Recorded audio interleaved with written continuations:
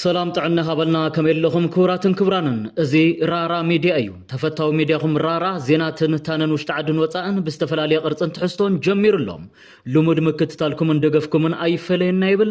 رارا ميديا طباب يمرح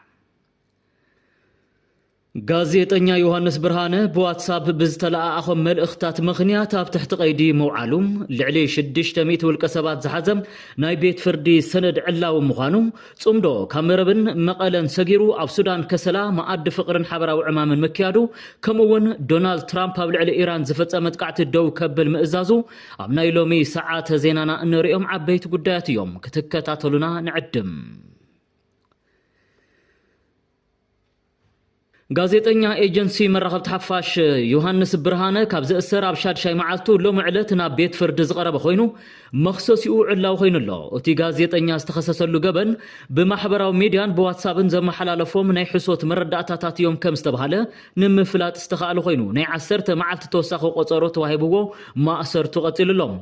ኣብ ኤጀንሲ መራኸብቲ ሓፋሽ ሓላፊ ማእኸል ዜናን እዋናዊ ሓበሬታን ዝነበረ ዮሐንስ ብርሃነ ገዝኡ ክፍተሽን መሳርሕታት ቴክኖሎጂ ውልቁ ክብርበርን ከም ዝቐነየ ንጉዳይ ዮሐንስ ዝከታተሉ ወገናት ይገልጹ እቲ ጋዜጠኛ ብዝሓዞ ዝተፈለየ ቆዋምን ብሞያው ስብእንኡን እዩ ተኣሲሩ ክፍታሕ ኣለዎ ዝብል ሰፊሕ ወፍሪ ዝቐነየ ኮይኑ ብርክት ዝበሉ ወገናት ኣካልቲ ብዜሮ ቶለራንስ ትካላት ሚድያ ትግራይ ናይ ምፅራይ ወፍሪ እዩ እንትብሉ ይስማዕ ብኻልእ ወገን ድማ መንግስታዊ ትካል መንግስታዊ ኣብያተ ዕዮታት ናይ ምፅራይ ሓላፍነት ስለዘሎ ዝኾነ ሰብ ድማ ኣብ ቅድሚ ሕጊ ማዕረ ብምዃኑ ክጥርጠርን ብዓይን ሕጊ ክሓልፍን ግቡእ ምዃኑ ይዛረቡ ማሕበረሰብ ሞያ መራኸብቲ ማዕኸናት ኢትዮጵያ ንማእሰርቲ ዮሐንስ ተቃዊሙ መግለጺ ከም ዘውፅአ ለማዓንቲ ተፈሊጥሎም بتزامد زينا غازيطኛ ድምፂ ወያነ ትግራይ ዝኾነ ተኣሰፉ ብርሃኑ ኣብ ልዕሊ ሞያው ናጽነተይ ብዘስዓበ ጸቕጢ ስራሕ ለቂቕ ኣለኹ ክትብል ኣብ ፌስቡክ ገጻ ዘውዝዐቶ ሓበሬታ ኣዘራራብ ኮይኑ ቀኒሎም እታ ጋዜጠኛ ዝርዝር መብርሂ ኣብ ዝሃበትሉ ጉዳይ ሓለፍቲ ስራሕቲ ቤት ዕዮ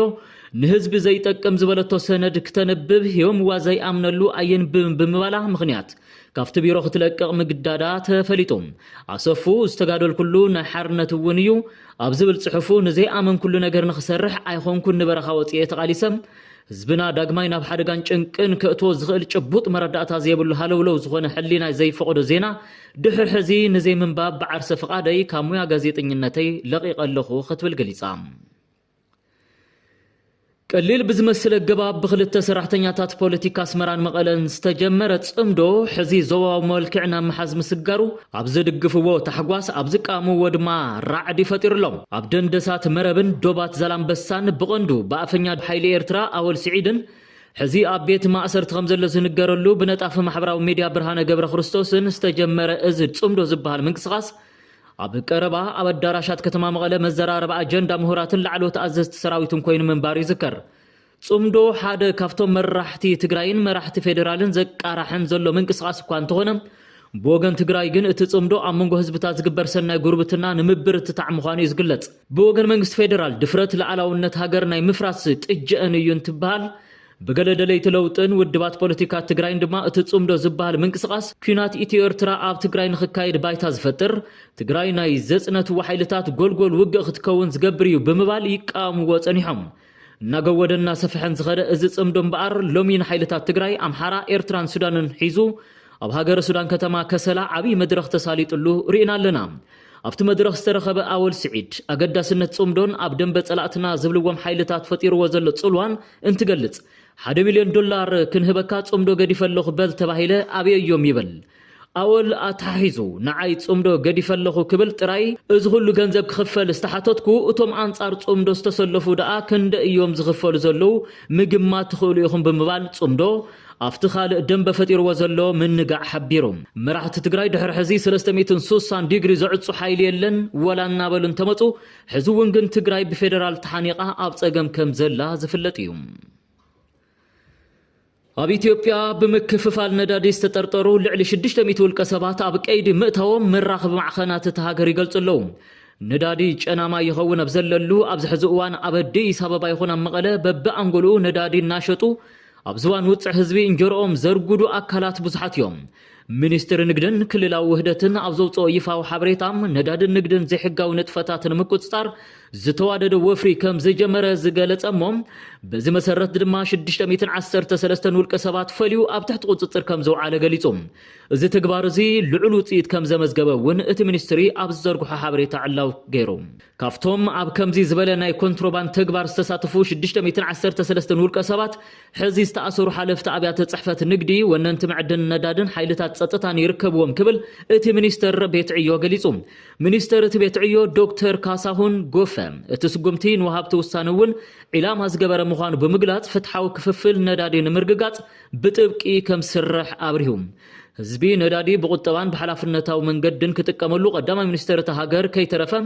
መምርሒ ዘውረደ እኳ እንትኾነ ነታ ካብ 15 ሚልዮን ሊትሮ ግቡእ ብጽሒታ ናብ 850,000 ሊትሮ ዝወረደት ትግራይ ዝምልከት ምዃኑ ርግጸኛ ምዃን ኣይከኣልን ክልተ ሰሙን ዘሕለፈ ውግእ ኢራን ኣብ ልዕልታ እትጥቃዕ ዘላ ኢራን ጥራይ ዘይኮነስ ኣብ ልዕልቶም ኣጥቂዕና ዝብሉ ኣሜሪካን እስራኤልን እውን ቀሊል ዘይበሃል ጽልዋ ይፈጥር ከም ዘሎ ተገሊጹ ኣሜሪካ ክሳብ ሕዚ ነዚ ውግእ ዘውጽኦቶ በጀት ንብዙሓት ዘደንጽኦ እንትኸውን ልዕሊ እዚ ግን መወዳእታት ኩናት ዘይፍለጥ ምዃኑ ካብ አንደበት ፕሬዚደንት ዶናልድ ትራምፕ ምቅልሑ ጽልዋት ውግእ ልዕሊ ኢራን ይኸውን ከም ዘሎ ይግለጽ